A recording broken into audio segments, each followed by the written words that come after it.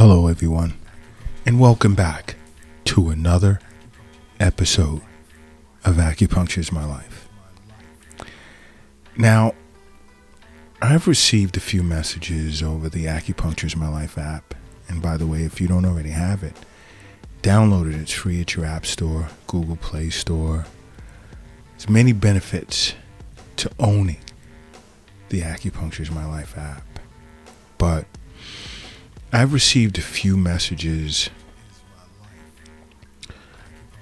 that surprised many individuals with regard to certain diseases and the possibility of regular wellness visits with an acupuncturist to nourish nutritive chi, strengthen defensive chi, how that may help prevent you from becoming infected. And there's never a guarantee to anything, so I never speak in absolute terms. But you want to strengthen your immune system whenever possible.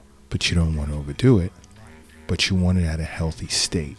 And this is why it's recommended you see an acupuncturist for regular wellness visits, along with a physician on an annual basis for a regular checkup. Because a strong protective chi is important.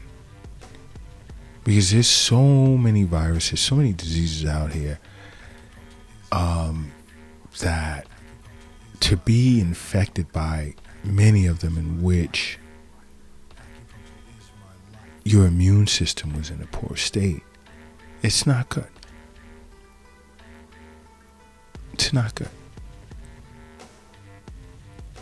And there are many viruses that are highly contagious, many diseases that are highly contagious that you should be aware of.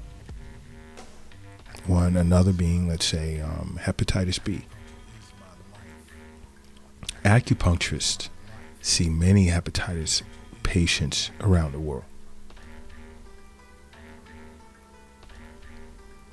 If you were ever infected with hepatitis B or C, see an acupuncturist.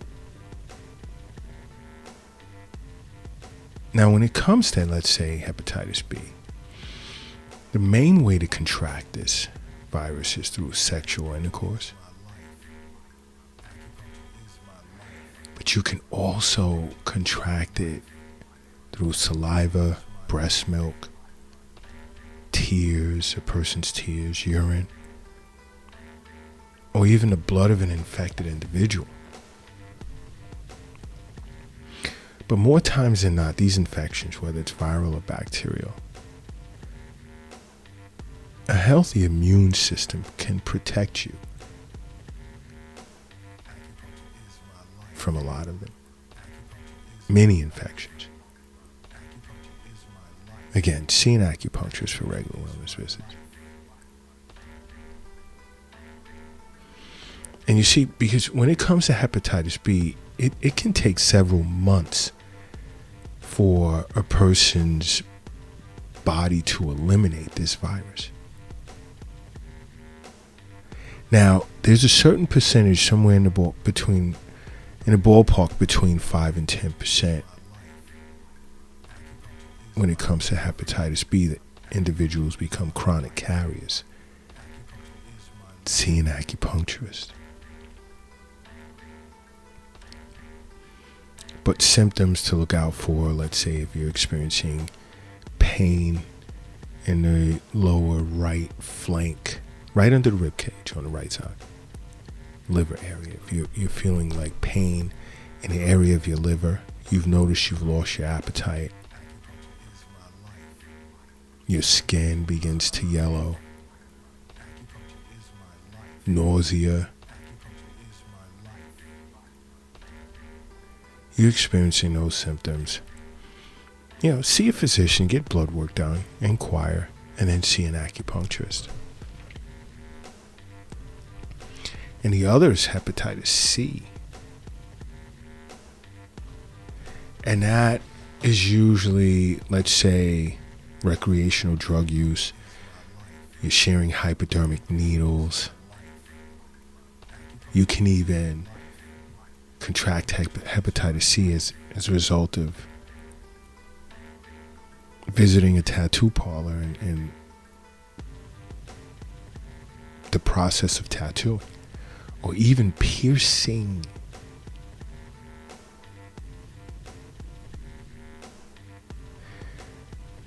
It can also happen through blood transfusions, transplanted organs. But when you visit a tattoo parlor and you're considering a tattoo, there's certain things you must check out about the parlor and the safety, health and safety protocols in which they follow.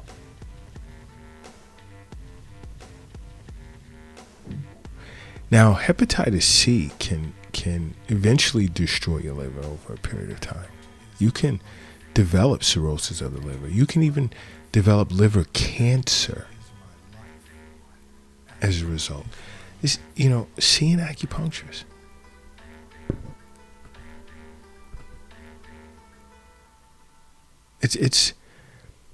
It's for your own good.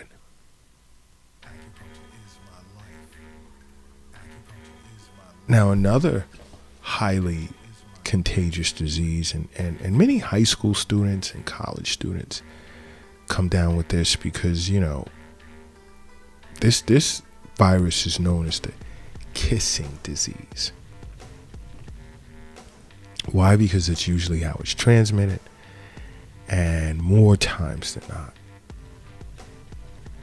high school and college, we're experiencing falling in love, in and out of love, and there's a lot of kissing going on. And this is mononucleosis.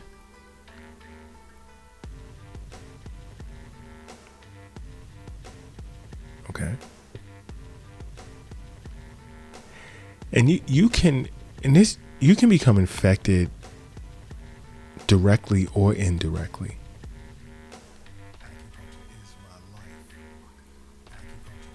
Become infected via contaminated saliva. That's why it's called the kissing disease. Using someone else's toothbrush, or sharing eating utensils.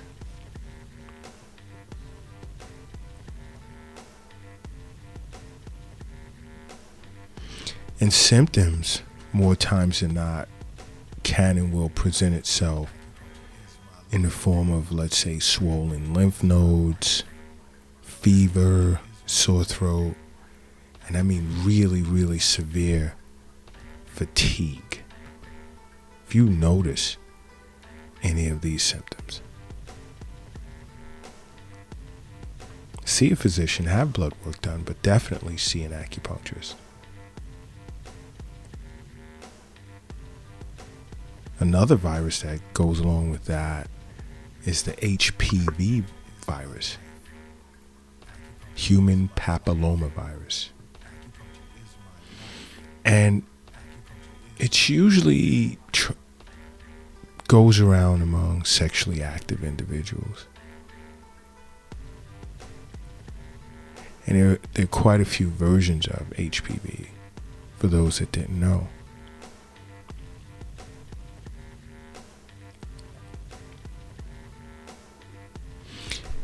But HPV virus, more times than not,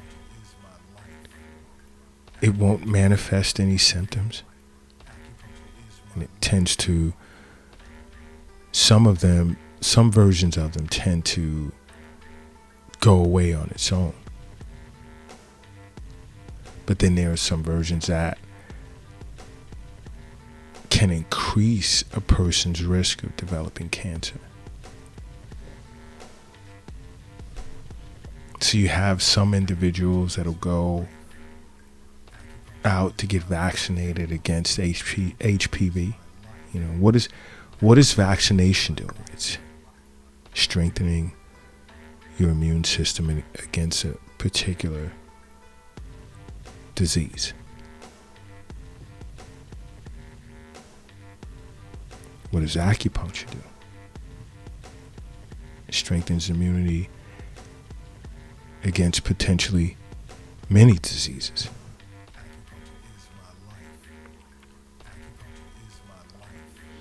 But you have vaccines. Individuals who take measles vaccines, MMR, polio, and more, much more.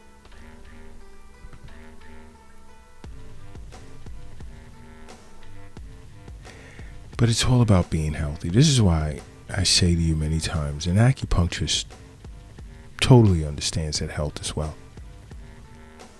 We understand that it's not in an app on your phone or in the stock market or in the bank or a safe. We understand it's not in your pocket or your purse or your book bag. We understand it's not under your mattress, in a shoebox in the closet, under the doghouse in the backyard. The wealth is in you.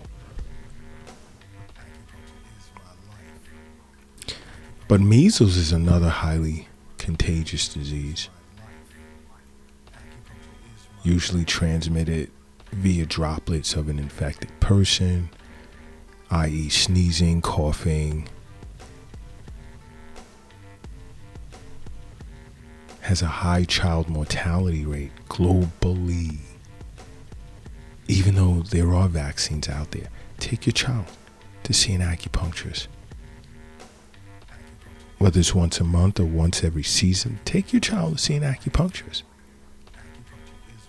Here at Acupuncture is My Life in New York City, we see many children. Ages range from 5 to 84, somewhere in that ballpark.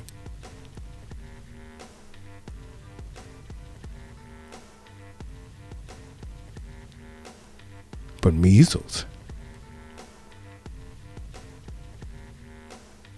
can also present with symptoms, can also include symptoms such as really, really bad fever, cough, conjunctivitis, runny nose. These are accompanying symptoms.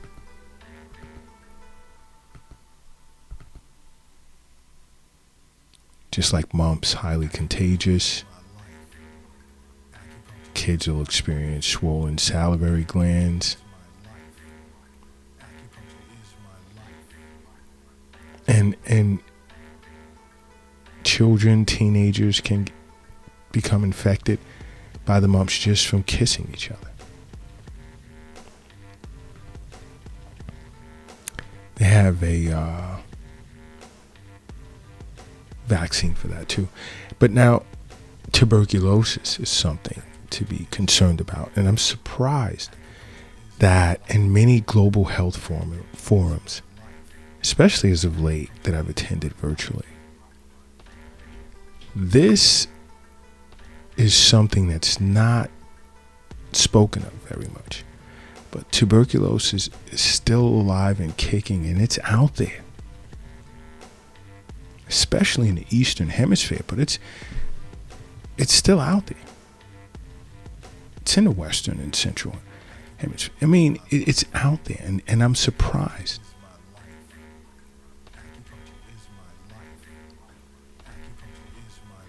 And it can easily be spread through airborne droplets. Patient who sneezes, or person who sneezes, or coughs, and they blow this form of bacteria in the air, it'll infect others in the vicinity of where they've coughed or sneezed.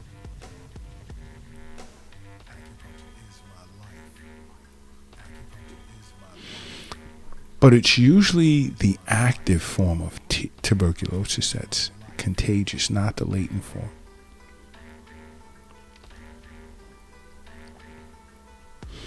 And you see, tuberculosis tends to affect a person's lungs. Then there'll be this persistent cough and pain in their chest. And you're experiencing these symptoms. See a physician, see an acupuncturist.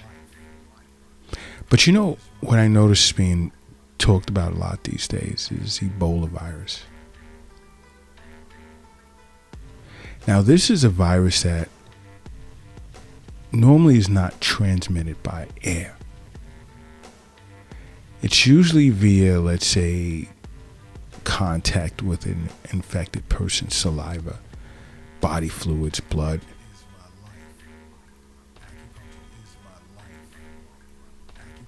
You get sick just simply by touching an object such as needles, or even bedding. Like someone will get out of bed, let's say they sweat that night or whatever, and then you go lay in their bed for a little while. Basically, surfaces that's contaminated with this virus. Usually, it'll present with, let's say, chills, with headaches and extreme fatigue and muscle aches, which are generally the first symptoms of Ebola. And a matter of days later, there can be internal as well as external bleeding. I mean, I don't see at this point why you wouldn't want to see an acupuncturist for regular wellness visits, as well as even take your children. Now, another is gastroenteritis. Super contagious, and it can be spread in several different ways. Contaminated water, drinking contaminated water or food. It can be transmitted directly or indirectly via contact with someone who's infected with it.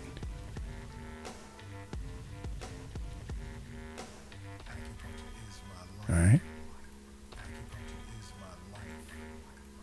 You can experience vomiting as a symptom. Diarrhea. Are your more common symptoms of gastroenteritis. But overall, simply make acupuncture a part of your life. Because acupuncture is my life. What's yours?